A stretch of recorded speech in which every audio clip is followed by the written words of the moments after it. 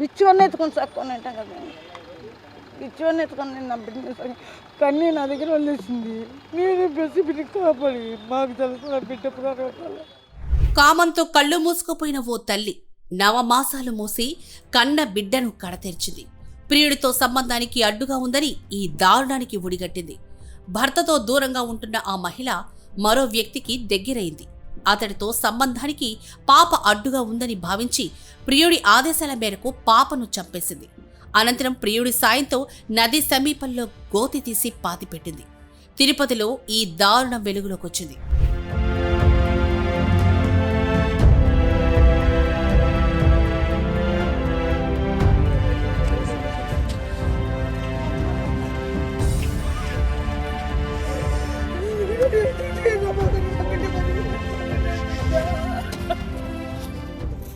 మనవరాలు కనిపించలేదని తల్లడిల్లిన అమ్మమ్మ పోలీసులను ఆశ్రయించడంతో ఈ ఘటన కాస్త వెలుగులోకొచ్చింది. పాపిష్టిది ఇంత పని చేసింది, బిచ్చమెత్తుకోనైనా ఆ పిల్లను సాకేదాన్ని అంటూ పాప అమ్మమ్మ నాగరత్నమ్మ కంటతడి పెట్టుకుంది.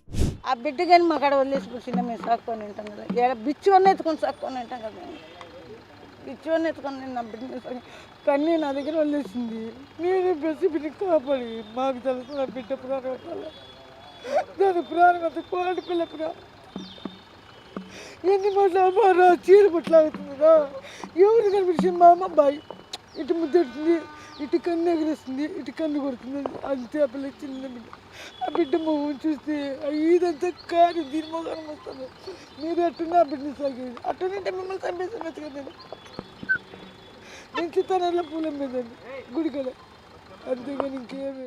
తన కుమార్తె పెళ్లి కాకముందే గర్భం తెచ్చుకుంటే 3 ఏళ్ల క్రిందట ఆమె ఇష్టపడ్డ వ్యక్తితోనే పెళ్లి జరిపించామని ఆ మహిళ తెలిపింది. పెళ్లి తర్వాత మరిదితో ఆమె ప్రవర్తన తీరు సరిగ్గా లేకపోవడంతో భర్త ఆధారాలు చూపెట్టి వదిలేశాడని, బిడ్డ పేరు మీద డిపాజిట్ చేయాలని 3 లక్షల రూపాయలు కూడా ఇచ్చాడని నాగరత్నమ్మ చెప్తోంది. ఆ 3 లక్షల రూపాయలు కూడా ఇప్పటి వరకు పాప పేరున డిపాజిట్ చేయలేదని ఆమె తెలిపింది. ఏం జరిగింది? మనలా అంటే మీకు కూతురు బిడ్డ ఓకే. కూతురు బిడ్డ ఆ మనిషి గురించే అంట. ఆ మనిషి ఏదో రెడ్డి కుమార్ అంట ఏదో పెళ్లి చేసుకుంటా అంటే మేము కూడా ఒప్పుకున్నాం. సరే పో చేసుకుని అయినా దానికి ఏమన్నది, బాగుండండి మీరు, బాగుంటే చాలు, ఒకరిని కట్టుకున్నవాడిని వదిలేసినావు. వాడు ఒక 3.5 లక్షలు ఇచ్చినాడు పిల్లకి డిపాజిట్గా, అది వేయలేదు. దీనికి ఫస్ట్ మెసేజ్ వచ్చి పీలూరులో ఉండే వాళ్ళ బాబాయికి పంపించుండదు, మాకు తెలీదు. పీలూరులో ఎల్లప్ప అనేసి వాళ్ళకి పంపించుండారు. వాళ్ళకి పంపిస్తే వాళ్ళు వచ్చి మాకు మెసేజ్ పెట్టున్నారు. ఈ మొత్తం కారణం అవుతా మాకు తెలీదు, వాళ్ళకి తెలుస్తారు. వాళ్ళని పిలిస్తే వాళ్ళకి తెలుస్తుంది. ఎప్పుడు పెళ్ళి అయిందా? ఇంతకుముందు మొదటి పెళ్ళి ఎప్పుడు అయింది? ఇప్పటి ఎప్పుడు పుట్టింది?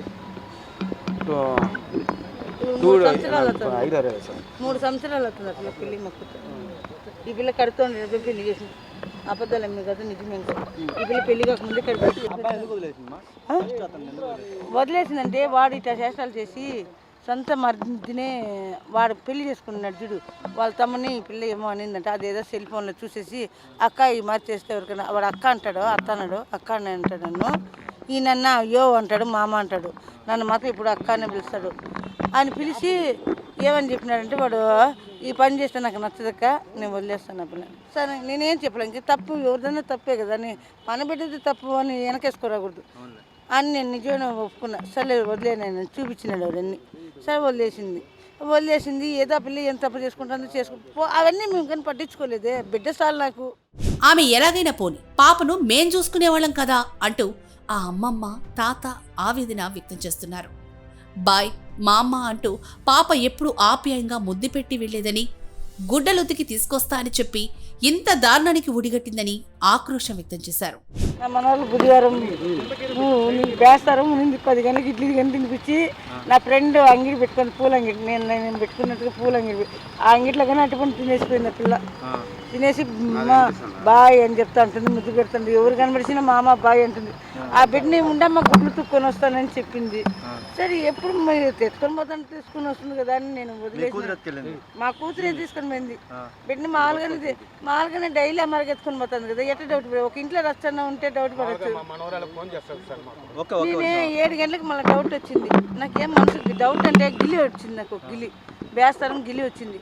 గుడ్లుడికి పెట్టినాను మా కొడుక్కి, మాకు డైలీ గుడ్లుడికి పెడతాను. అది గుడ్లుడికి పెడుతుంటే మా మనవరాలు కర్ర వచ్చింది. ఆ గుడ్లు వస్తాను దేవుడికి మాంకా తాతకా నన్ను చెప్పదు, అవ్వని చెప్పదు, తాతకా మాంకా అంటూ ఉంటుంది. అని గుడ్లు వస్తాను. అప్పుడు టక్కన నా కూతురికి ఫోన్ చేసిన.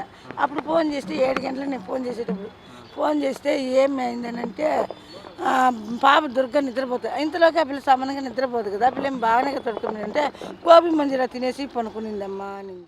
తిరుపతి నగరంలో ఆటో నగర్లో నివాసం ఉండే నాగరత్నమ్మ అలిపిరి వద్ద పూలమ్ముకుంటూ జీవనం సాగిస్తున్నారు. ఆమె కుమార్తె ఆశాలత వయసు 19 ఏళ్లు. ఆమె మైనర్గా ఉండగానే గర్భం దాల్చడంతో 3 ఏళ్ల క్రిందట రాజేష్ అనే వ్యక్తితో వివాహం జరిపించారు. పెళ్లైన కొన్ని రోజులకే కుమార్తె దుర్గా జన్మించింది. ప్రస్తుతం ఆ పాప వయసు 2 ఏళ్ల 9 నెలలు.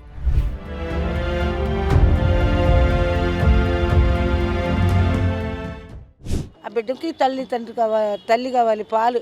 ఆ పిల్ల పాలు కానీ మర్చిపోయిందంటే నేను దాని దగ్గర కానీ చిన్న బిడ్డ పాలు తాగే బిడ్డ కదా, తల్లి బిడ్డనట్టే వేరు చేసేది. నేను డైలీ ఎత్తుకొని పోతాను, డైలీ ఎత్తుకొని వస్తుంది. ఈ పని చేస్తుంది. నేను సపరేట్గా నేను మా ఆయన నా కొడుకు సపరేట్. మేము ఆటో నగరు, ఆమె వచ్చి బిల్స్ కాడ. అది బిల్స్ వచ్చి ఫస్ట్ అలిపిరికి పోయినా, అలిపిరికి పోతే ఆటో నగర్ కొలగమ్మ సొంతం చేస్తుంది అన్నారు. ఆ పిల్లకి ఈడికి వస్తుందని ఈడ కొట్లాడి పెడుతున్నాం అంతే సార్. ఆశాలత ప్రవర్తన తీరుతో విసుగు చెంది భర్త ఆమెను విడిచిపెట్టి వేరుగా ఉంటున్నాడు. ఆమె కుమార్తెతో కలిసి పోస్టల్ కాలనీలో ఉంటోంది. ఈ క్రమంలోనే ఏర్పేడు మండలం చెన్నంపల్లికి చెందిన రెడ్డి కుమార్తో ఆమెకు వివాహేతర బంధం ఏర్పడింది. వీరిద్దరూ పెళ్లి చేసుకోవాలని కూడా భావించారు. అందుకు ఆ పాప అడ్డుగా ఉందని భావించి ఈ దారుణానికి ఒడిగట్టారు.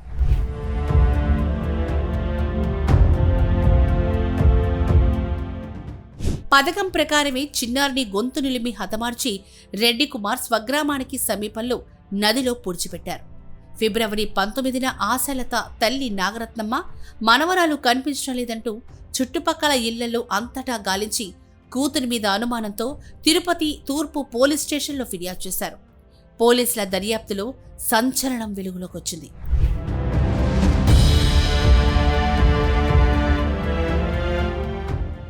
2 దెబ్బలు కొడితే పాప చనిపోయిందని నా కూతురు చెప్తోంది. 2 దెబ్బలకే ఆ పిల్ల చనిపోతుందా అని ఆ అమ్మమ్మ ప్రశ్నిస్తోంది. సరే ఏం పడుకుంది. శుక్రవారం తెల్లారి నుంచి నాకు నీళ్లు కాంచినందు హీటర్లో పెట్టి అప్పుడు డైలీ నేనే నీళ్ళు పోసేది అమ్మకి అని ఫోన్ చేస్తానన్నా. ఎవరెవరి సెల్ల నుంచే ఫోన్ చేస్తానన్న పిల్లకి ఫోన్ రింగ్ అవుతుంది, ఎత్తలే. నాకు డౌట్ ఒక మళ్ళీ మా మరిదికి ఫోన్ చేసి చెప్పిన, ఎక్కడుంది పిల్ల కొంచెం నీ సెల్లో నుంచి.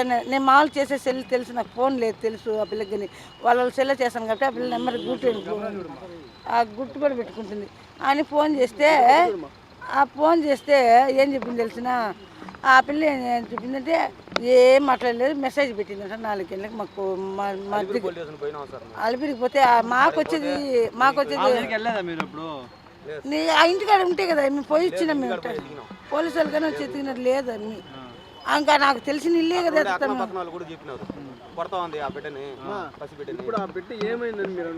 ఆ బిడ్డని చంపేసిందని చెప్పింది ఈ పిల్లి. వాట్సాప్ పెట్టింది మా కొడుకు. 2 దెబ్బలు కొట్టిందంట, అది చచ్చిపోయి 2 దెబ్బలకంతా సావదు ఆ బిడ్డ. ఎన్నో దెబ్బలు మేము కానీ మా తాత మన కొట్టేస్తుంటాం. 3 ఏళ్ళు సార్, 3 ఏళ్ళకి 4 నెలలు తక్కువ. ఎందుకు కొట్టాల్సి వచ్చింది నాకేం తెలుస్తుంది. ఇప్పుడు నీ దగ్గర నేను వచ్చినాను, నీకు నాకు తెలుస్తుంది. కానీ ఇప్పుడు వేరే వాళ్ళకి ఉండదు సార్. అది కరెక్ట్.